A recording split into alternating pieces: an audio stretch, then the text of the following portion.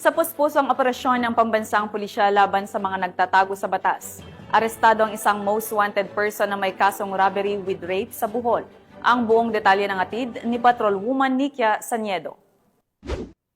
Arestado ng kapulisan ng Bohol ang most wanted person na may patong sa ulo na 50,000 pesos sa ilalim ng DILG Memorandum Circular kaugnay sa kasong robbery with rape sa isinagawang operasyon sa Puro 4, Barangay San Francisco, Ubay, Bohol noong Setyembre taong kasalukuyan. Kinilala ni Police Colonel Patricio C. Digay Jr., Provincial Director ng Bohol Police Provincial Office, ang most wanted person na suspect na si Paulino, 60 anyos, na residente ng nabanggit na lugar.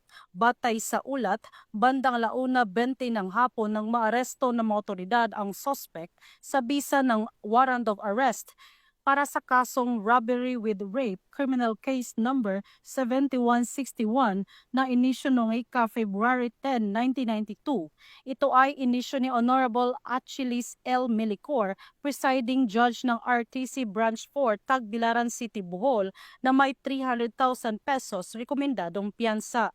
Ang pagkaaresto sa naturang sospek na kasalukuyang nakapiit sa Ubay Municipal Police Station ay pinangunahan ng tracker team ng Provincial Intelligence Unit, Bohol Police Provincial Office, katuwang ang mga kapulisan sa Ubay Municipal Police Station, RIU-PIT Bohol at CIDT Bohol.